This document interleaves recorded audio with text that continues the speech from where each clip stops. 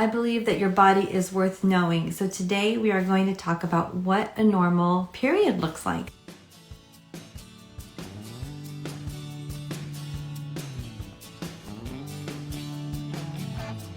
I'm Denise Noyer-Erez, and I'm known as the Fertility Godmother, and I help women save time and pain on their path to pregnancy. So grab your cup of tea and come join me as we talk about what a normal period should look like, because I believe your body tells you everything that you need to know. If you have any questions, please feel free to join me. Hi, Kareen. Hi, Sky Treasures. That's fun that you guys are joining. Nice to see you. Hi. So, first of all, what is a normal menstrual cycle? Normally, a menstrual cycle would be about 28 to 30 days. So, as long as your menstrual cycles are regular, I'm going to take that off. As long as your menstrual cycles are regular, say they're always 32 days, as long as they're always around the same time, around the same length, then that would be considered normal. Ideally, from my perspective, from a Chinese medical perspective, I like to see them around 28 to 32 days, and definitely no shorter than 26 days when you're trying to have a baby. We think that's really important because of the length of the time in order for you to be able to get to ovulate. So that's going to be really important, just the time. That would be normal. The other thing that's really important is your period should flow. It should just start without any, you might have sensations. That would be absolutely normal. And there's a lot going on to make that period happen, for that lining to be able to shed. But you want to be able to bleed a full 4 days. If you're bleeding less than that, then you might not have, which may make sense to you, you may not have enough blood or nutrition in order to nourish that uterus, in order to have enough blood flow. Now, if you're bleeding a lot more than that, then that's something that we want to correct as well, because that is not normal and it can be corrected. So the other thing is you want to look at the color of your blood. What color is it? Is it starting off fresh? Because if you're having good circulation, then you're going to have a good fresh color of blood. Does that make sense? When there starts to become stagnation or old blood, you're going to have darker colors. You'll have more clots. You're going to have more pain. So if that's happening, hi Stacy, hi Haley, hi Megan.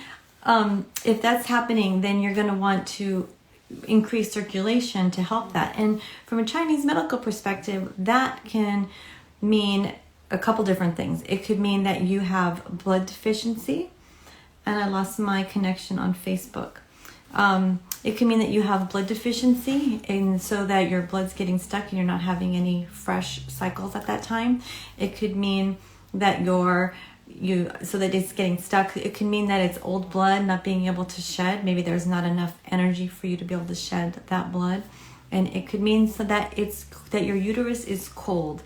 So in Chinese medicine, if you're having a challenge getting pregnant, one of the diagnoses is a cold uterus. And one of the ways you can see is if you have a cold uterus is if you put a hot pack on. A lot of women, when they have pain, will like to put something warm on their belly. In fact, castor oil packs are really good to help increase circulation during your menstrual cycle, and it will help relieve that pain. So intuitively, if you have pain and you have cold pain, you're going to intuitively go to putting a hot pack. I know a lot of you are doing that right now because your body tells you, and when you pay attention, you can react, you can respond. So what if it's coming from a blood deficiency? So I see this a lot. I mean, think about it. We lose blood every month. So just normally, if you're pouring water out of a cup, or if you're drinking water, you have to refill it. The same thing with our bodies, right? When we deplete them, we have to refill it.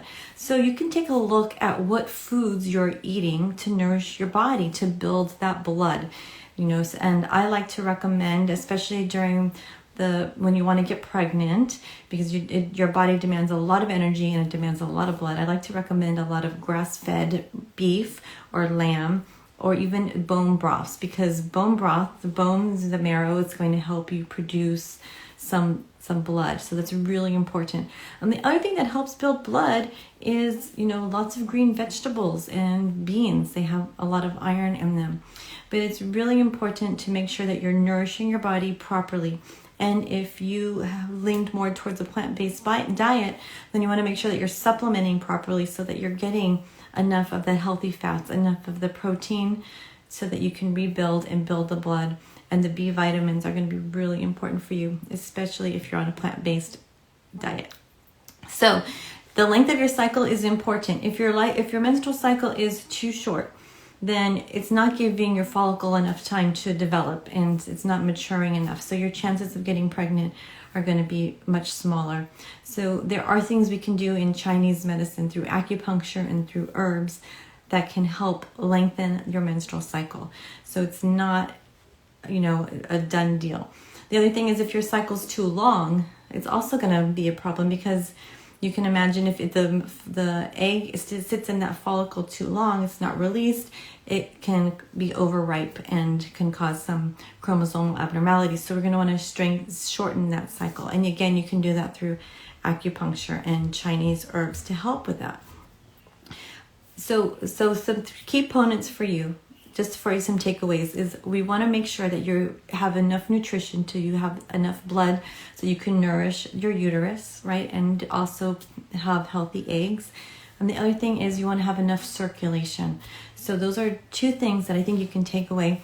Having a heat pack, and I like to do those castor oil packs, really helpful. But if you're going to do a castor oil pack on a month that you are trying to conceive, make sure you don't do it after or like around ovulation time. So have that be the day of ovulation.